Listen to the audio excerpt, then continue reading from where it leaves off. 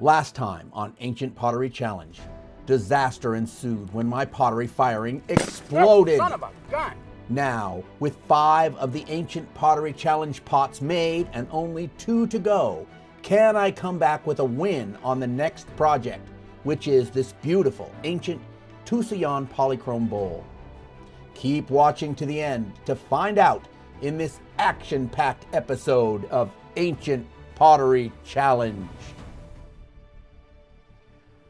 When you're making a replica pot, the first thing you need to really think about is the size of your puki. The puki is going to form the bottom of your bowl, so you need one that's the right size. Now, with this particular bowl, I don't actually have the official size. On the website where it's listed, it doesn't give the dimensions. So I'm kind of guessing here. So I'm looking at maybe, let's say, 10 by 6 in the finished product. Now that clay is going to shrink like all clay. So this is where it comes in handy knowing the shrinkage rate of your clay. The clay I'm using, I mixed up special for this project because I'm trying to get something that's kind of that orangey color, which, believe me, isn't easy. I don't have anything that's really like that. So I don't know. I haven't done any tests. I'm hoping this is going to be pretty close. Also, because it's specially mixed, I have no idea what the shrinkage is, but I'm going to guess a good average of 10%.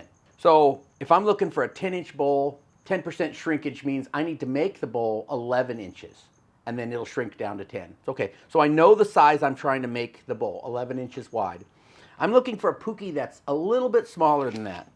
This puki, inside dimensions, so make sure you never measure your puki from the outside, because that has nothing to do with the size of your bowl. Your bowl comes up from the inside of the puki. Inside dimensions on this puki is about 9.5. So that only gives me 1.5 inches, to get to that 11 inches beyond it, which is easy because you're going to come out a little on each side, evenly. That's what, 3/4 of an inch on each side. Pretty easy to do. So I think this is going to be a good puki to use. And I've got my orange, hopefully orange clay mixed up, ready to get started.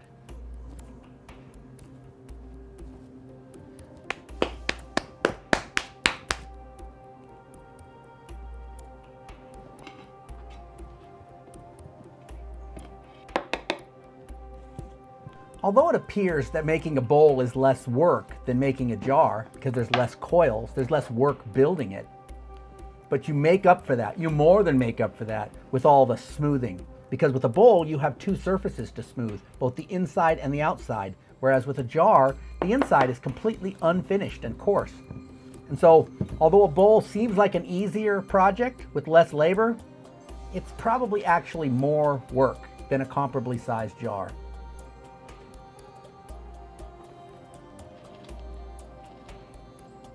Okay, so I'm going to let this sit and firm up for a few minutes. That way I can flip it upside down, take it out of the puki, clean up the bottom. That way as I continue building the sides, I won't have to worry about the bottom later. I'll know that the bottom is relatively clean and ready to go.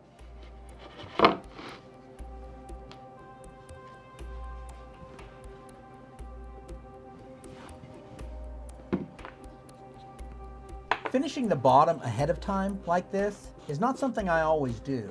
But when it's a large project, a large pot or a large bowl, it's a good idea because this pot's going to be pretty firm before I can take it out of the puki and work on that.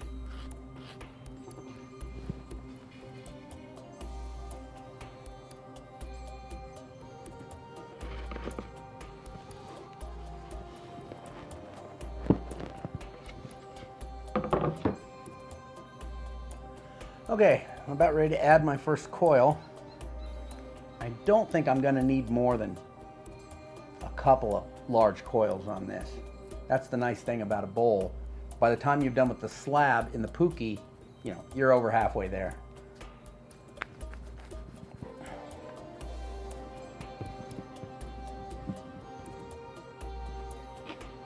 I might have a little bit of a high spot here. I'm going to trim it down a little bit, so it's relatively even. Probably should wet that because it has dried a little bit. This is why I leave about 1 inch above the edge of the puki when I get started. And that is, as you see, the way I do the bonding pinch, I'm pressing down and into that slab. I need that space in order to give it a good bonding pinch. Now when you're pinching these walls, You can pinch them right to whatever thickness you're looking for. With a lot of the jars I make, I will build the walls more vertical. And then I leave the walls a little thicker than I want as I pinch them up. That way I have some extra when I push them out into that rounded form. Now with this bowl, I will shape it some, but I'm generally coiling in the shape that I want, that rounded shape. Not going to be any extreme pushing out going on.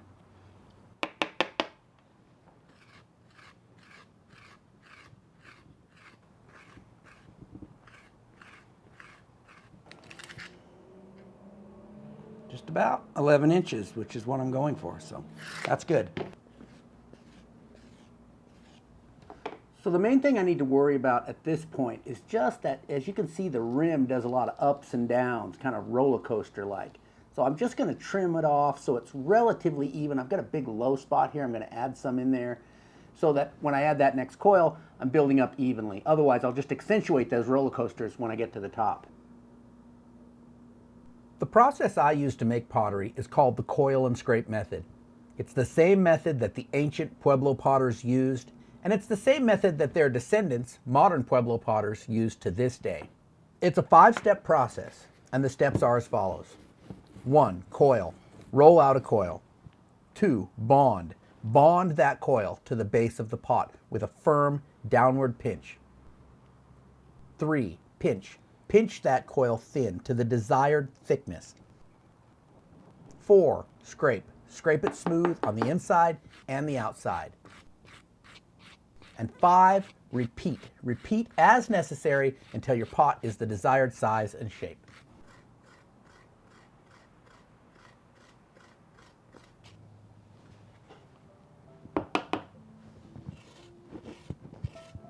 I think I'm getting really close to the size and shape I want.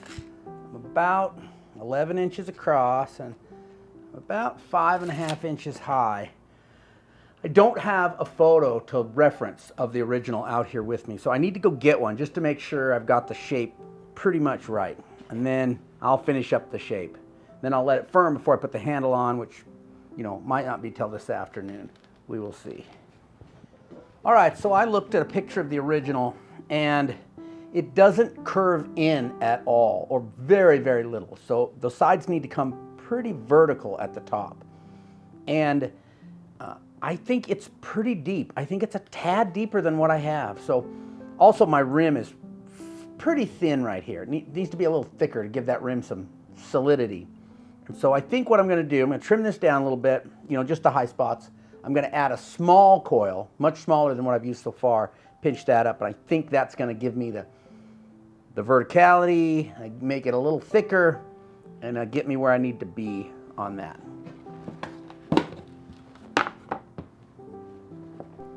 This clay was a unique blend. It was 2 very different clays, one from up in northern Arizona, one from here in southern Arizona. But it turned out it had really great properties. I might just do it again just because it's such a good clay. Now because this coil was relatively thin, it was just a little bit thicker than the walls of the pot, I'm not doing a lot of pinching. I am pinching it thinner, but I'm also paying special attention to the shape. That I don't bring it in anymore. I don't want it rounded. I want the sides to kind of come vertical. According to the picture, it doesn't really come in much. A lot of those prehistoric southwestern pots, they kind of come in at the top. And that makes for a stronger shape. And you get in a habit of working. I make a lot of salado pots, and a lot of those salado pots do kind of come in. And so you get in a habit, and that's the way you work. So I kind of naturally want to do that. So I'm working against that now, trying to make those walls more vertical.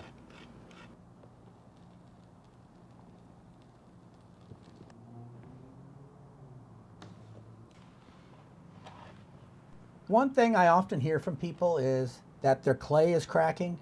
And there's different levels of that. But one thing you have to realize is that this highly tempered wild clay that is used for primitive pottery, it always kind of has a tendency to crack. It's not ever as smooth or as plastic as store-bought clay. Especially if you're used to working in a studio with store-bought clay, you might think there's something wrong with it. This is a good example. As I'm attaching the handle, this bowl has a handle, you will see that clay starts to crack right where I'm bending it around. Right there, you can see it. It's cracking. And I just take my wet finger and I just keep pressing it together. And it might crack again, and I'll just take my damp fingers and just press it back together. It's okay. You can learn to work with it that way.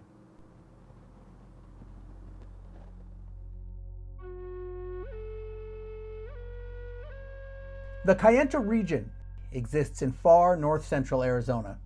There, ancestors of the Hopis lived from earliest times. The first decorated pottery they made was black on white painted with organic paint, which they started making around 600 AD.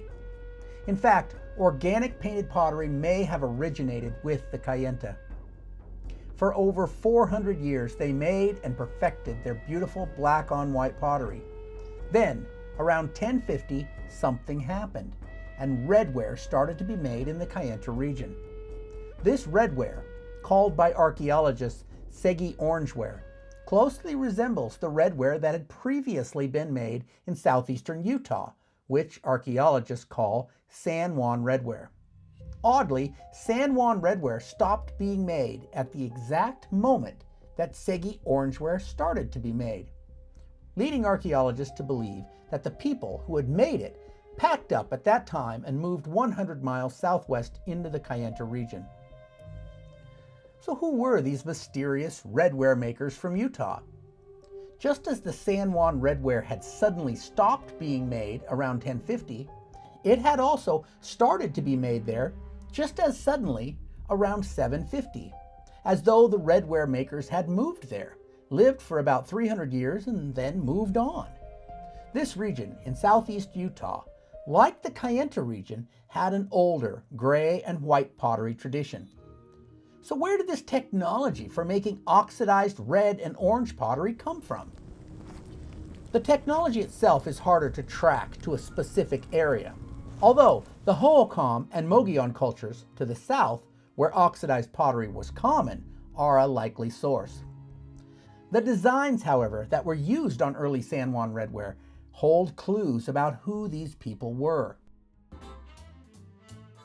In 1946, an archaeologist named John Brew noticed that the designs on the earliest forms of San Juan redware were very similar to those found on Mogollon red on brown pottery from southeastern Arizona, 500 miles to the south. So it seems plausible that these people were originally Mogollon, who, for some unknown reason, picked up and moved far to the north to live among the Anasazi, making their traditional redware pottery.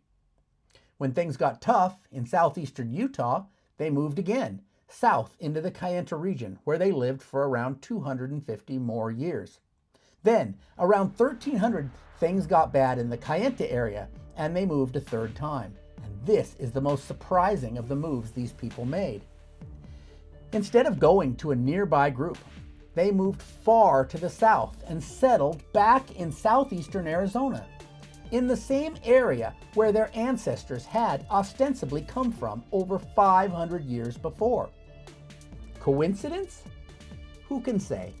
But to me, it looks like this group of Mogollons made a 500-year, 900-mile round trip across the Southwest, all the time clinging tenaciously to their pottery traditions. I made a video about these lost Mogollon people a few years back. If this is interesting to you, then you will like that video, which covers them in a lot more detail and is shot on the ruins of several of their homes. I will link that video in the doobly-doo in case you're interested. All right, it's the next morning. This pot has had a chance to firm up a little bit. And so today I'm going to take it out of the pookie and I'm going to work on the bottom. And today is Labor Day. For those of you not in the United States, that's a holiday celebrating work, I guess. So in celebration of Labor Day, here I am working. Actually, I'm going to the Labor Day rodeo in Sonoyta.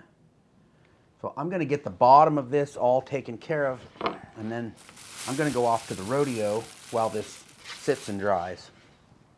And there it is. You can see it's kind of crusty around the edge of the pookie. It's got a little bit of a some divots in there, some depression that needs to be filled in with some damp clay, needs some scraping. That's the kind of love you have to give that pookie area after you pulled it off. And remember, I pulled that pookie off early and worked on the bottom, so this area is all pretty good. It's just that edge.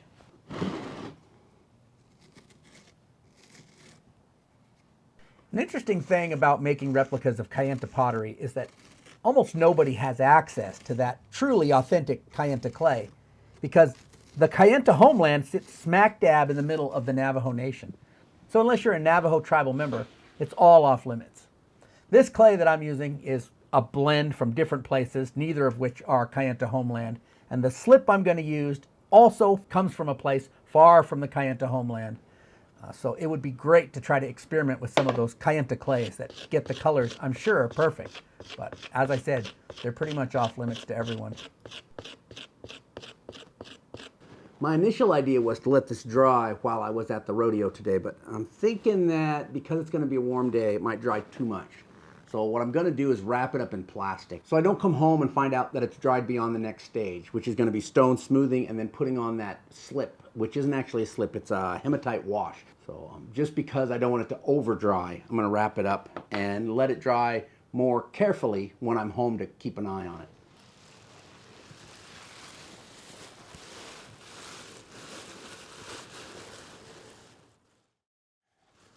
Okay, enjoyed the rodeo yesterday.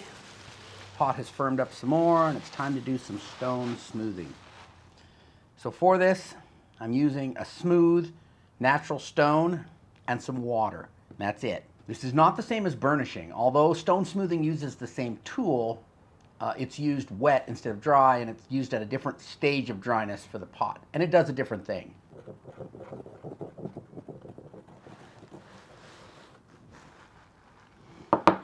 If you want to learn about these ancient pottery types, you can often just Google the names of them, either the specific type, in this case, Tusayan Polychrome, or the general type, the broader category, which is Segi Orangeware. And there are quite a few resources online by different archaeological institutions. The state of New Mexico has a good one, and Museum of Northern Arizona in Flagstaff also has a pretty good one, at least for the types found in their area. And so if you go and look at those resources for this type of pottery, there'll be a lot of interesting information, or good information, for anybody trying to do an authentic replica of that type.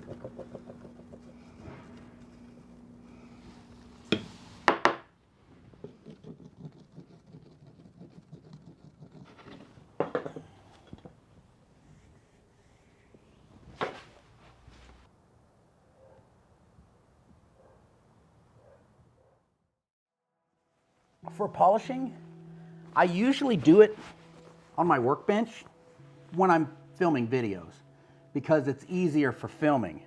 It puts me in an awkward position to do the polishing, trying to do it on a workbench. The way I really like to do it is sitting on the couch with the pot in my lap, because that's comfortable and it supports the pot. At this stage, the pot is far from dry, it's leather hard, but still quite fragile. You can break it doing this. So you want to kind of support it. And that's why I put it in my lap. A lot of times I'll put a soft blanket or a towel on my lap just to protect the pot from my pants. Because if I'm wearing jeans or work pants, they have abrasive edges. A belt buckle could scratch it. So put a soft piece of cloth down, and then I can just kind of cradle the pot in my hands and go to work polishing it. Move it around and just work on it real comfortably. Not only am I comfortable, but more importantly, the pot is comfortable. It's not going to get broken this way. Now this Tusayan Polychrome, according to the internet, is polished on both the inside and the outside. So I want to get that polishing done before I apply that red paint, which is really a red, more like a red slip. It could be clay, it could be just red hematite, or even yellow. And I think that's what I'm going to use, is some yellow clay. But at any rate, before I apply that, I want to get the polishing done, because once I get that red on there, then I'm going to have to polish around it. So it'd be easier to polish at least the plain areas, the non-painted areas, before I get the red on.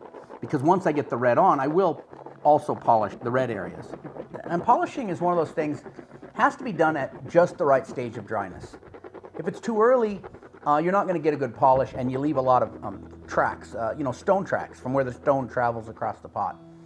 If it's too late, you're really not able to, move the clay around very much, so you're not going to get much success. At this stage right here is just about perfect, and you can see it's just taking on a nice shine just as the stone goes across it. But the whole pot isn't always ready to be polished at the same time.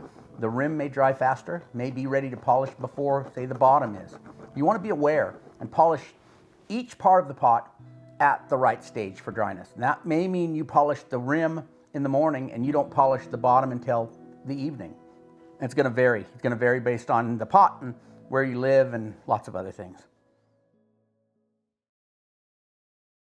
Here's my bright yellow clay that I'm going to use as the red areas on this pot. This fires to a bright red.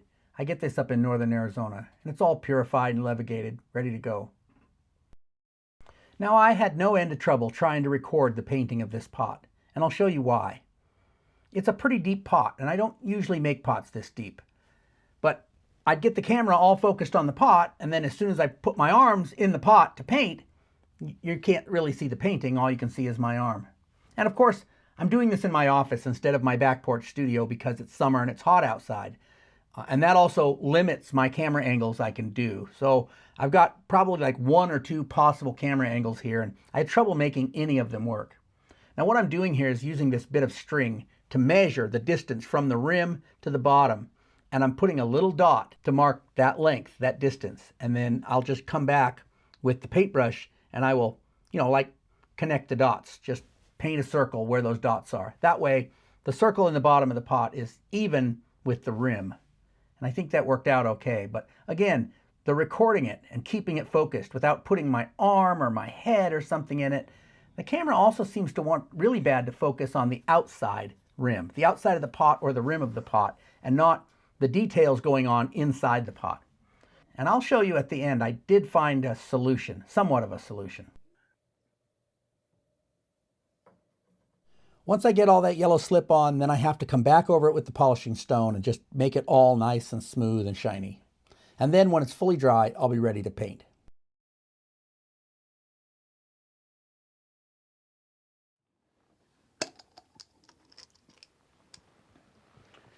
This kind of pottery uses a mineral-based paint for the black designs.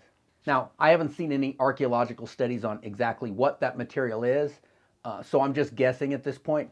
But one thing we know is that it's not an iron-based paint like I used on those Chaco cylinders, because that's only black in a reduction atmosphere.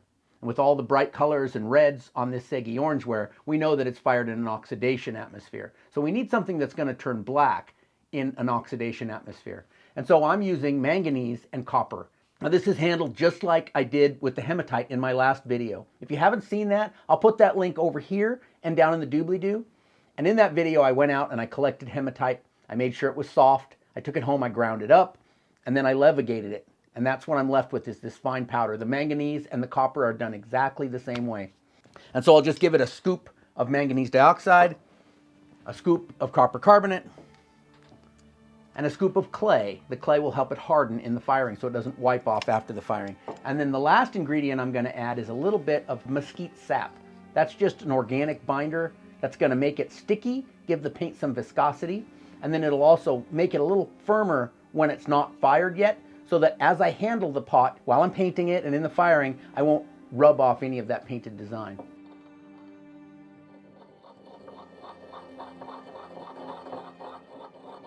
Now here you can see the age-old problem. The shot's all lined up.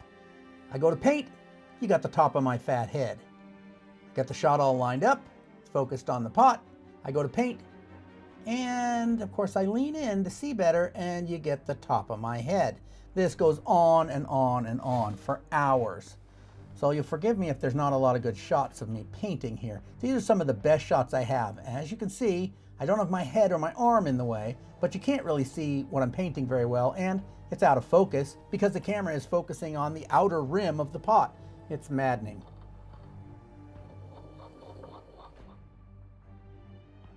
Eventually what I did was I turned off the autofocus on the camera. I set it to manual focus, focused it on the bottom of the pot, and then made sure I didn't move the pot too far in or out so that it stayed in focus.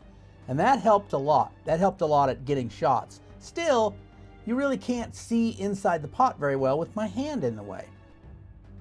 So what I ended up doing is turning the pot on its side, and that not only allowed me to get better video of what I was doing, but it also helped me stabilize my hand and do better on the painting.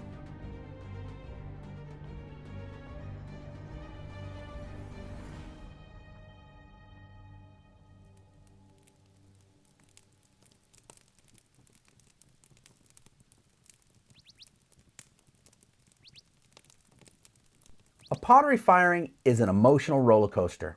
It can bring you down and make you feel terrible, or it can make you feel great, depending on the outcome. Now, because my previous firing has been such a disaster, and believe me, it was, I found myself a little apprehensive, a little nervous about doing this, which is silly because this is a different kind of firing. This is a surface oxidation firing.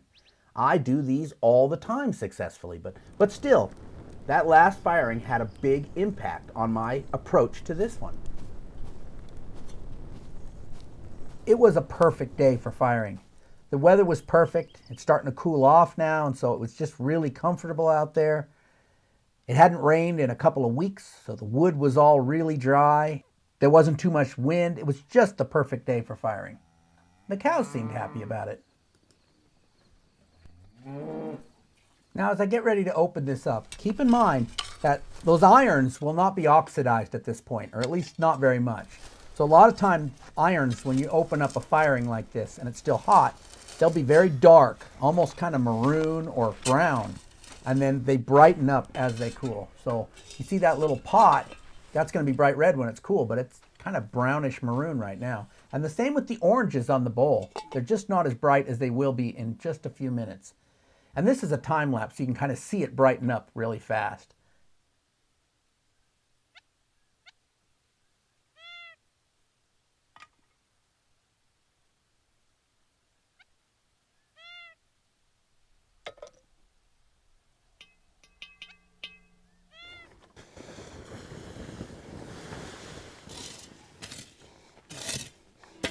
So remember, only you can prevent forest fires. All right, I think I did pretty good on this one. It rings like a bell, so fired nice and hard.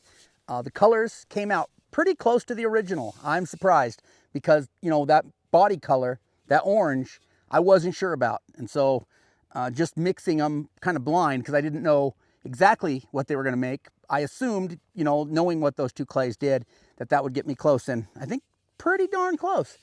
So happy with that. The colors look good. I wish I had been able to paint a little better. I think the original is a little nicer paint job on the inside. And that's just a matter of practice. I don't have much experience painting in these deep bowls. I didn't really know how to anchor my hand. As I went on with the painting, I did get better, but it's just one of those things. I need more practice painting in the bottom of deep bowls. Overall, good project and a nice comeback from the last one, which was an abject failure. So, you know, I was nervous.